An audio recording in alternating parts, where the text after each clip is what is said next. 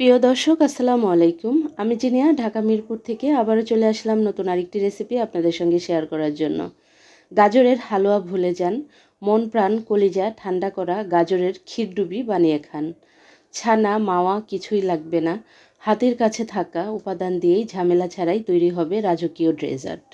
তো চলুন দেখে নিই। এখানে আমি ঘি নিয়ে নিলাম, ঘির পরিবর্তে বাটার নিতে পারবেন। তবে 3 চা চামচ ঘি নিয়ে এখন এখানে গাজর কুচি দিয়ে দিব। গাজরটাকে আপনারা ব্লেন্ডও করে নিতে পারবেন। গাজর কুচিটা ঘির সঙ্গে মিশিয়ে এখানে লিকুইড দুধ দিয়ে দিব। দুধটা আগের থেকে জাল দিয়ে ঘন করে নিব। আর এখানে দিয়ে দিচ্ছি চিনি। আমি এখানে 400 গ্রাম গাজর নিয়েছি। 400 গ্রাম গাজরের জন্য 4 টেবিল চামচ পরিমাণে আমি চিনি ব্যবহার করছি। একটু ফুড কালার দিয়ে দিলাম, একটু কালারটা সুন্দর হবে তাই। এটা অপশনাল, না দিলেও চলবে বা জর্দার রং দিলেও চলবে। তো এখানে হাফ কাপ সুজি দিয়ে দিলাম। সুজিটাও এখন খুব ভালো করে এই গাজরের সঙ্গে আমরা মিশিয়ে নিব। আর খুব ভালো করে এটাকে নাড়াচাড়া করতে থাকব।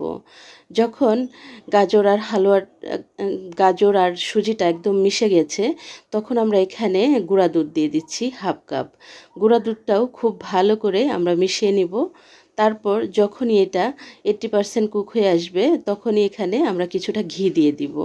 ঘিটা দিয়ে আবারও কিছুক্ষণ নাড়াচাড়া করে নিব। আর যখন এই হাঁড়ির থেকে দেখা যাবে লাগবে না, উঠে আসবে, তখনই আমরা এটাকে নামিয়ে নেব। নামিয়ে নিয়ে একটু ঠান্ডা করে নিব। তারপর পরিমাণ মতো সাইজ অনুযায়ী আমরা বলটা তৈরি করে নিব। তো এই যে বলটা এরকম শাইনি হবে, কোনো রকম দাকড়া বুকড়া থাকবে না। তারপর আমরা একটা হাঁড়িতে এখানে লিকুইড দুধ দিয়ে দিব। আমি 1 লিটার দুধকে জাল দিয়ে 500 গ্রাম করে নিয়েছি। এখানে চিনি দিয়ে দিলাম 3 টেবিল চামচ পরিমাণে। লাবড়ির মিষ্টিটা আপনারা পছন্দ অনুযায়ী চিনিটা বাড়িয়ে কমিয়ে দিবেন। আর চিনির পরিবর্তে কনডেন্স মিল্ক ব্যবহার করতে পারবেন। তো এখন এখানে আমি 1 চামচ কর্নফ্লাওয়ার গুলিয়ে এখানে দিয়ে দিব, যেন লাবড়িটা ঘন হয়ে আসে। তো এই যে খুব ভালো করে আমরা নাড়াচাড়া করতে থাকবো যখন কর্নফ্লাওয়ারটা দিব। তারপর কিছুটা পেস্তা বাদাম কুচি করে এখানে দিয়ে দিলাম। আপনাদের পছন্দ অনুযায়ী যে কোনো ড্রাই ফ্রুট এখানে ব্যবহার করতে পারবেন। কিছুটা গাজরের হালুয়াও দিয়ে দিলাম একটু দেখার সৌন্দর্যের জন্য, এটা অপশনাল। তারপর আমরা ওই বলগুলোকে একটা সার্ভিং ডিশে এইভাবে সাজিয়ে নিব।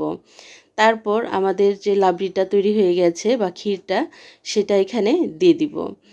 আর এইভাবেই আমাদের ক্ষীরডুবি, গাজরের ক্ষীরডুবি হয়ে যাবে। আর কিছুটা পেস্তা বাদাম দিয়ে এটাকে ডেকোরেশন করে নিব। এই ঈদে এরকম একটা ডেজার্ট থাকলে আর কিছুই লাগবে না।